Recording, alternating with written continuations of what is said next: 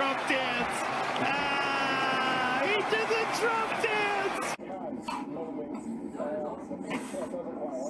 What a fantastic strike that is. And this is the best bit of it. Oh. We'll check the flag here. It was thrown right on, and this time bring in 6. 4th and 7. There they got him. They got him with Reader. And coming through, Smith. Zadarius Smith with a sack.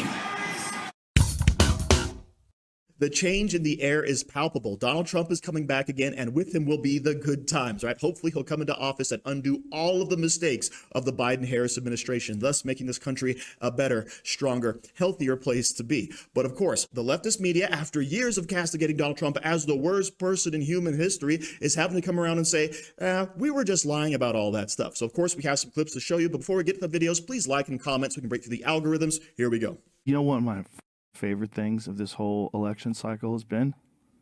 Yesterday. When Biden and Trump sat down in the White House. Yeah. Biden voted for Trump. I guarantee it. I guarantee it. I never saw that dude so happy in his life. He lost. His party lost. Like, yeah. He was happy. When Obama had to shake hands with Trump and do the whole transition thing, Obama looked like Jesus Christ. Look at Biden. Look at his smile, dude. Trump's like, whatever. I guarantee you that motherfucker was happy. He had a giant smile on his face. He said, "Welcome back" to him. I thought it was Hitler. I thought he was dangerous. Yeah, I mean, that's what they all said, right? It's like, hey, this is he's a threat to democracy. I thought he was a Nazi. And then all of a sudden it's like, oh, hey, we're going to have a smooth transition here. This was the guy that you said was sharp as a tack. He was going to be up until 4 months ago. 4 months ago, that guy was going to be running again. And now here he is, smiling like a Cheshire cat. Donald Trump wins the election. We all know that. Yeah. He was in the White House this week. Right? Joe Biden literally was like, welcome back, right? Home, baby. Okay. Home, baby. And home, baby. And even in, the Vice President Kamala Harris's concession speech, she talked about how, she's there to help the next administration, peaceful transfer of power, all of that good stuff.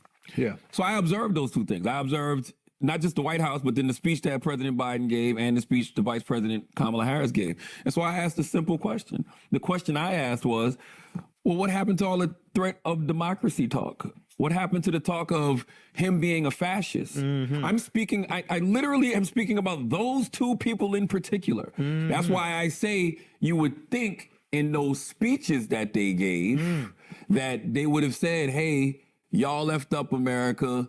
Things are about to be a bumpy ride for y'all. But it was none of that. So it was really just boxing. What do you mean? They just were promoting a fight.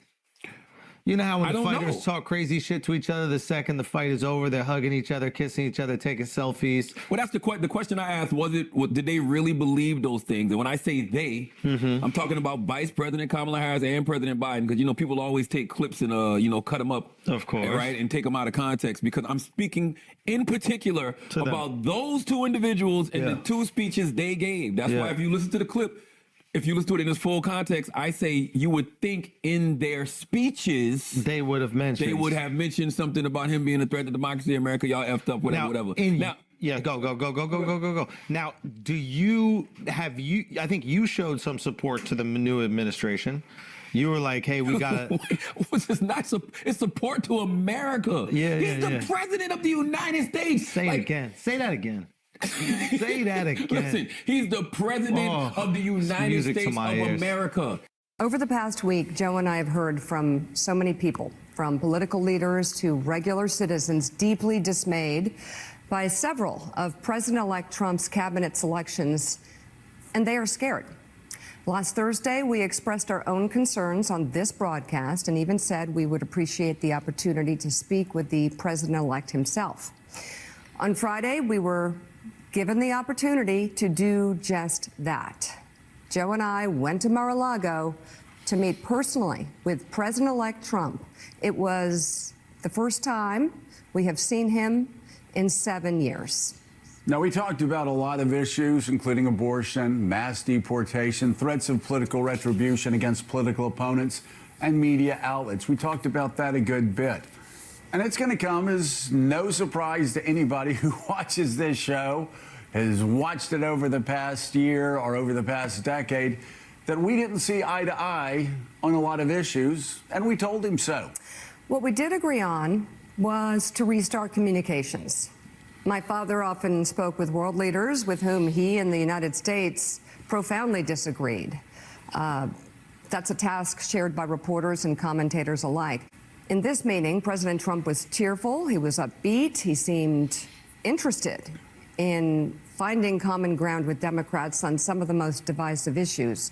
And for those asking why we would go speak to the president-elect during such fraught times, especially between us, I guess I would ask back, why wouldn't we?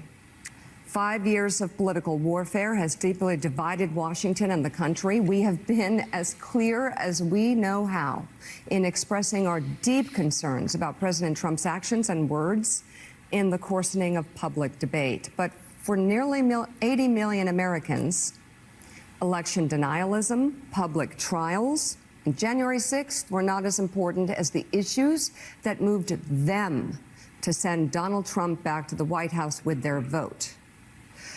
Joe and I realize it's time to do something different, and that starts with not only talking about Donald Trump, but also talking with him.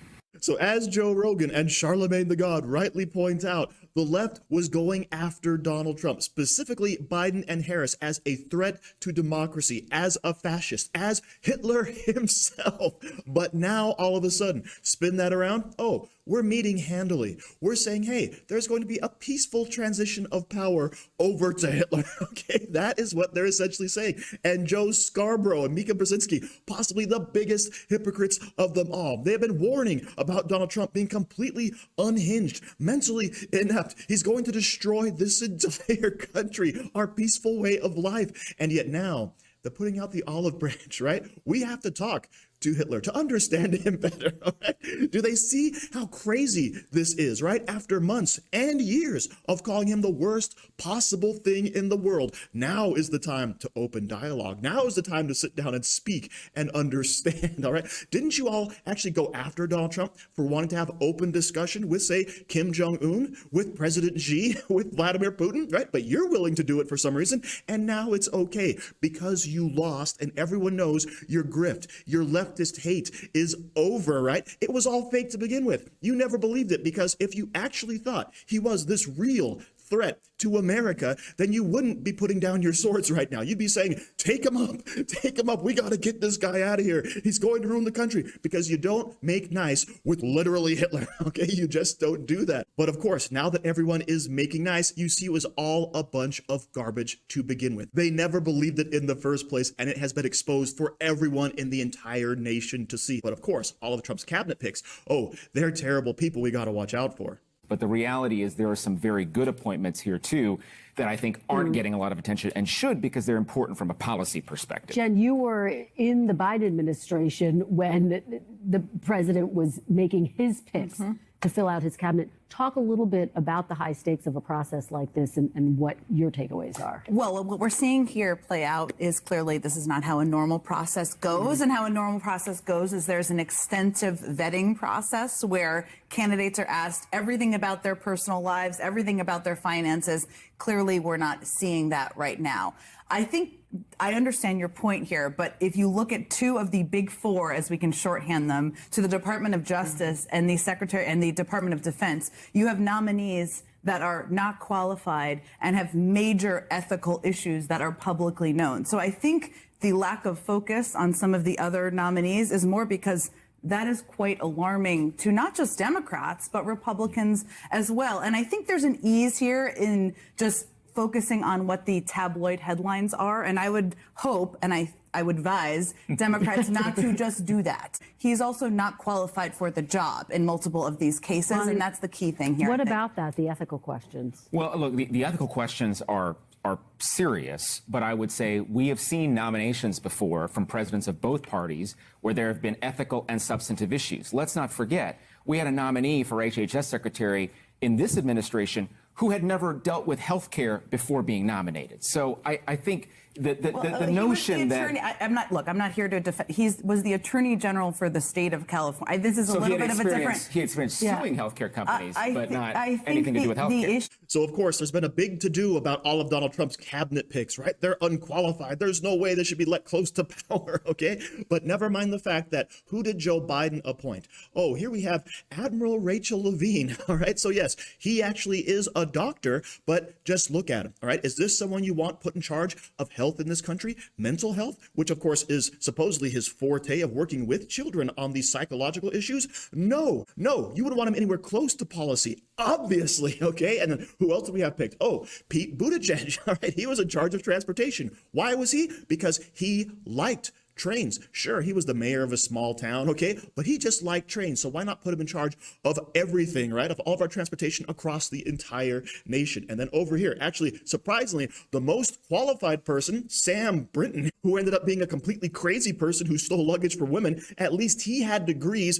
from MIT. Sorry. At least they had degrees. I've got to get the pronouns right. All right. But obviously, clearly, taking one look at this person, checking out their bio, checking out what they're posting on social media, and you would say, no, nowhere near the levers of power. Get out of there. So despite having all your degrees from MIT, despite being a nuclear engineer, right? Yeah, no, not a chance. However, of course, all the people that Donald Trump is recommending, clearly they're a danger. They're a threat. They're unqualified, right? After looking at this roster that Biden put up. I mean, holy crap, the hypocrisy they have is off the charts. So yes, the lies are completely broken down. No one is taking them seriously. The grift is over. It's time for the adults to be back in charge, and it's time for Donald Trump to have some of those mean tweets and be that bull in the china shop and hopefully make America great again, make America healthy again. So thank you for watching. Don't forget to like, share, comment, subscribe, and stay safe out there, people, because they're coming after you.